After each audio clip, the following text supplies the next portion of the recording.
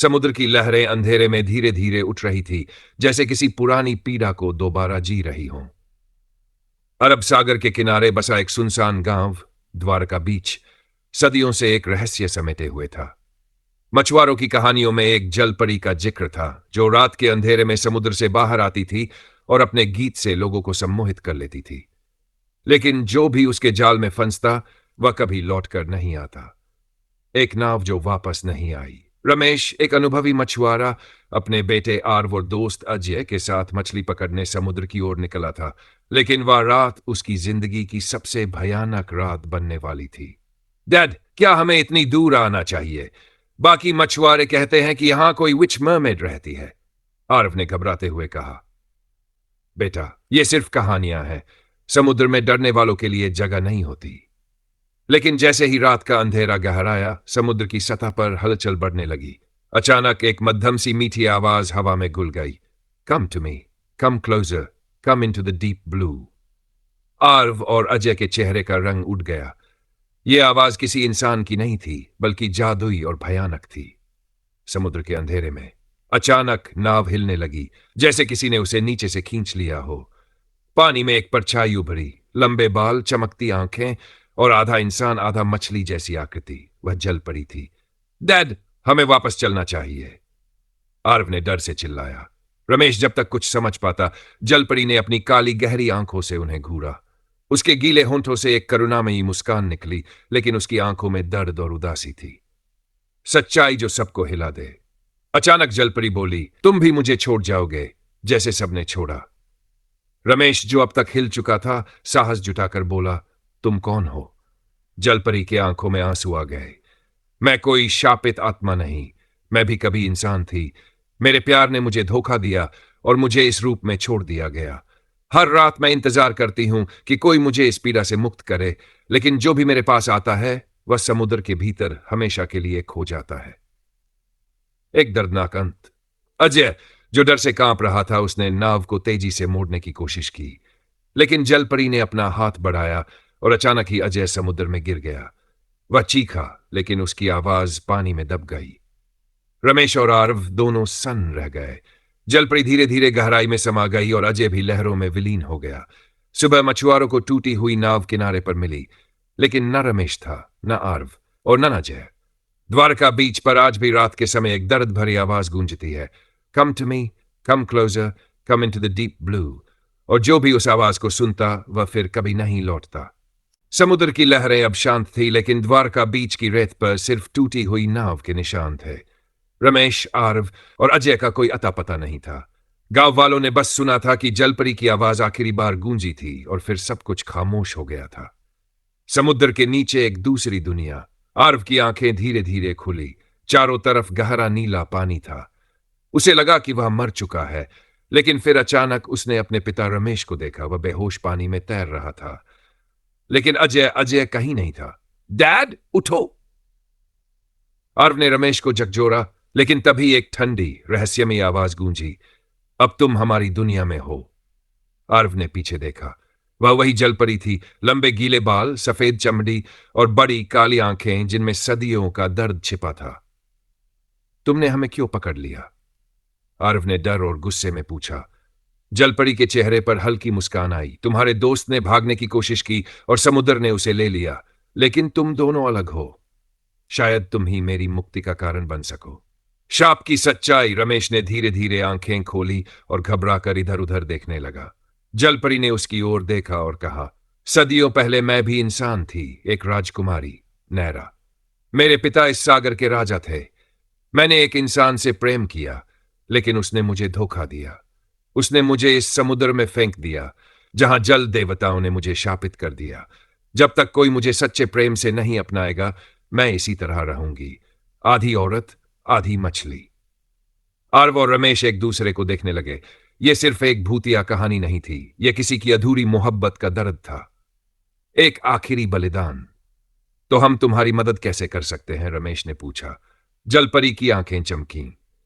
कोई जो सच्चे दिल से मेरे साथ समुद्र में रहने को तैयार हो, वही मुझे मुक्त कर सकता है। आर्व के दिल की धड़कन तेज हो गई। जलपरी की आंखों में दर्द तो था, लेकिन वह किसी को धोखे से नहीं फंसाना चाहती थी। रमेश ने एक गहरी सांस ली और कहा, तुम्हारी पीड़ा मैं समझ सकता हूं, लेकिन मेरा बेटा बहुत छोटा है। अगर किसी को तुम्हारे लिए बलिदान देना है तो मैं तैयार हूं। आरव की आंखें फटी रह गईं। डैड, नहीं। लेकिन जलपरी ने सिर झुका लिया। तुम सच में तैयार हो? रमेश मुस्कुराया। अगर मेरी आत्मा तुम्हें मुक्ति दे सकती है तो हां, मैं तैयार हूं। नियति का फैसला। जलपरी ने धीरे धीरे अपना हाथ बढ़ाया। समुद्र की लहरें अचानक सुनहरी रोशनी में बदल गई। रमेश का शरीर धीरे धीरे जल में घुलने लगा और जलपरी की मछली जैसी पूंछ गायब हो गई। अब वह पूरी तरह इंसान बन चुकी थी। उसकी आंखों से आंसू गिरने लगे। तुमने मुझे बचा लिया। नैरा की आवाज कांप रही थी, लेकिन आरव रो रहा था। उसने अपने पिता को खो दिया था। जलपरी ने उसे देखा और धीरे से कहा, तुम्हारे पिता हमेशा इस समुद्र का हिस्सा रहेंगे। जब भी तुम लहरों की आवाज सुनोगे, समझना कि वे तुम्हें देख रहे हैं। समाप्ति या नई शुरुआत। सुबह जब मछुआरों ने समुद्र की ओर देखा तो लहरें बेहद शांत थी। लेकिन कहते हैं जो भी रात में द्वारका बीच पर जाता है वह हल्की सी आवाज सुन सकता है। Come to me, come closer, but beware of the deep blue, क्योंकि समुद्र अपनी कहानियां कभी पूरी तरह नहीं भूलता। समुद्र की लहरें अब शांत थी, लेकिन आरव की आंखों में आंसू ठहरे हुए थे। उसका पिता रमेश, जो उसके लिए सब कुछ था, अब इस दुनिया में नहीं था। द्वारका बीच की रेत पर वह अकेला खड़ा था और उसके सामने खड़ी थी नैरा, वह जलपरी जो अब इंसान बन चुकी थी। तुमने मेरे पिता को मुझसे छीन लिया। आरव गुस्से में चीखा। नैरा की आंखों में दर्द झलक रहा था। मुझे माफ कर दो आरव, मैंने किसी को मारने की कोशिश नहीं की। तुम्हारे पिता ने अपनी मर्जी से बलिदान दिया था। समुद्र का राज। तभी अचानक समुद्र की लहरें तेज होने लगीं। हवा में एक अजीब सी गूंज सुनाई देने लगी। तुमने शाप तोड़ दिया, लेकिन तुमने समुद्र का संतुलन बिगाड़ दिया है। आरव और नैरा ने चौंक कर पीछे देखा। समुद्र के अंदर से एक विशाल छाया उभर रही थी। उसकी आंखें आग जैसी चमक रही थी और उसकी आवाज किसी शैतान की तरह गूंज रही थी। यह कौन है? आरव ने घबरा कर पूछा। नैरा कांपते हुए बोली, यह वारुण, समुद्र का रक्षक है। वह देवता नहीं, बल्कि समुद्र का एक प्राचीन रक्षक था, जो हजारों सालों से जल के नियमों को बनाए रखता आया था। समुद्र का क्रोध। वरुण की आवाज गरजी। तुमने एक इंसान की आत्मा को समुद्र में मिला दिया, लेकिन बदले में कोई आत्मा समुद्र को देनी होगी। यह नियम है। आरव पीछे हटा। नहीं, मेरे पिता ने बलिदान दिया था, अब और कोई नहीं जाएगा। लेकिन वरुण की आंखों में दया नहीं थी। अगर ने समुद्र का कानून नहीं चुकाया तो यह पूरा तट विनाश में डूब जाएगा। एक और बलिदान? नैरा ने धीरे से आरव की ओर देखा। शायद मुझे वापस जाना होगा। आरव की आंखें भर आईं। तुम अभी अभी इंसान बनी हो, अब तुम फिर से जलपरी नहीं बन सकती। नैरा मुस्कुराई। पर मैं इस दुनिया में नहीं रह सकती। यह समुद्र ही मेरा घर है। वरुण ने हाथ उठाया और समुद्र की लहरें और ऊंची हो गई। फैसला तुम्हारा है। या तो कोई वापस समुद्र में जाए या यह तट हमेशा के लिए मिट जाए। एक अप्रत्याशित मोड़। अचानक हवा में एक और आवाज गूंजी। अगर कोई समुद्र को आत्मा चाहिए तो मैं तैयार हूं। आरव और नैरा ने पीछे देखा। यह रमेश की आत्मा थी। रमेश की आत्मा समुद्र के किनारे खड़ी थी और उसकी आंखों में शांति थी। मैं इस समुद्र का हिस्सा बन चुका हूं, लेकिन यह समुद्र मुझे पूरी तरह से अपना नहीं सकता जब तक कोई मेरी जगह न ले। नैरा ने गहरी सांस ली और वरुण की ओर देखा।